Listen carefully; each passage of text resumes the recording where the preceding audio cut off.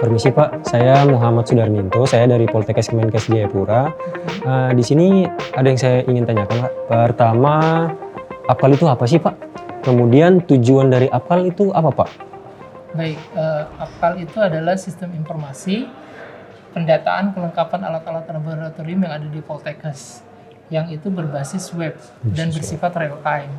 Jadi Poltekkes Kemenkes dapat menginput dan mengusulkan alat-alat laboratoriumnya melalui aplikasi APKAL.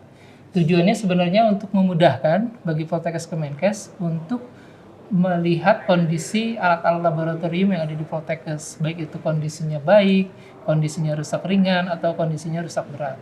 Sehingga nanti yang bersifat rusak berat itu akan terdata di kami, itu menjadi gap yang bernilai besar, sehingga itu akan menjadi prioritas untuk pengusulan maupun pengadaan di tingkat Poltekkes. Berikutnya bagaimana sih proses pengusulan dari APKAL tersebut, dari alat-alat lab tersebut yang diinput ke aplikasi APKAL? Oke, baik. Jadi dimulai dari tingkat prodi ya. Tingkat prodi nanti akan ada operator di tingkat prodi yang bertugas untuk menginput dan melakukan stok opnam yang ada di laboratoriumnya masing-masing. Nanti tingkat prodi itulah yang akan menginput, lalu kemudian diusulkan kepada Direktorat Poltekkes Kemenkes. Nanti ketika di tingkat direktorat akan dilakukan validasi.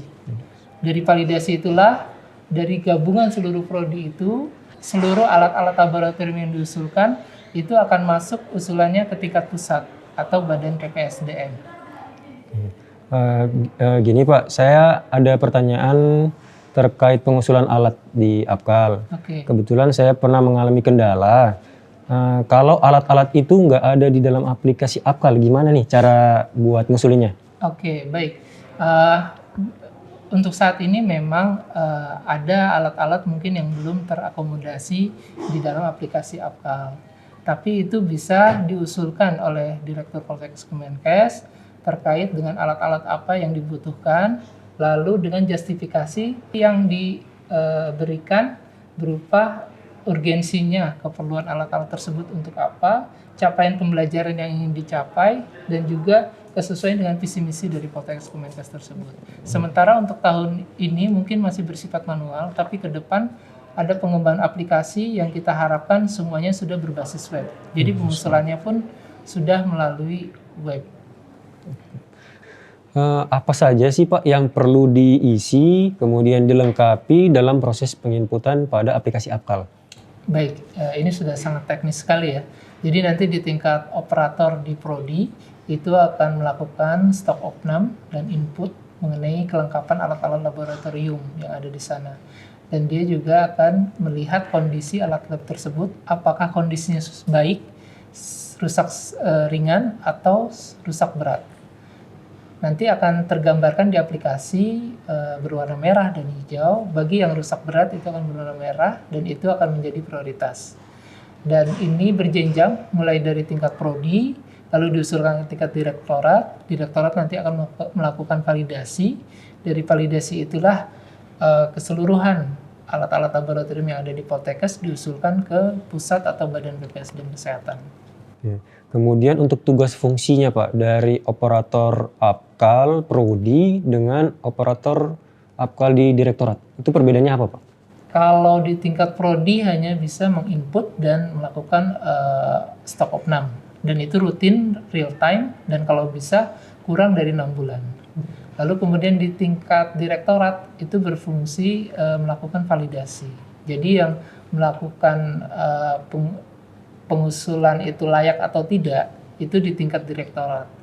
Jadi hanya yang divalidasilah yang itu akan diusulkan ke tingkat pusat, seperti itu. Oke.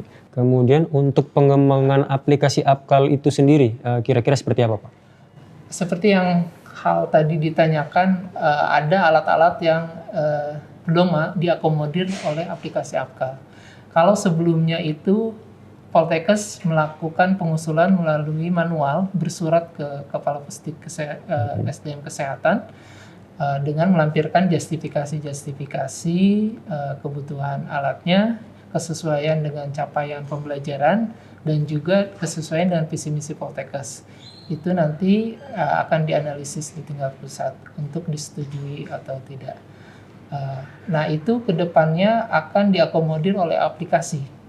Jadi usulan tersebut sudah tidak lagi manual, tapi sudah berbasis web atau sistem informasi. Begitu juga untuk updating alat-alat standar yang dirasa masih kurang up to date. Itu bisa dilakukan nanti by aplikasi.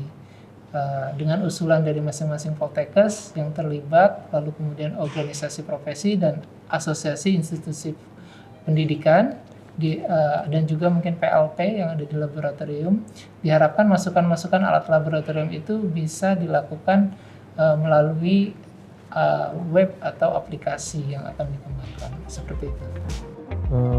Mungkin seperti itu aja Pak yang ingin saya tanyakan, karena selama ini saya mengalami kendala di beberapa pertanyaan yang tadi saya sampaikan ke Bapak. Oke Pak, terima kasih.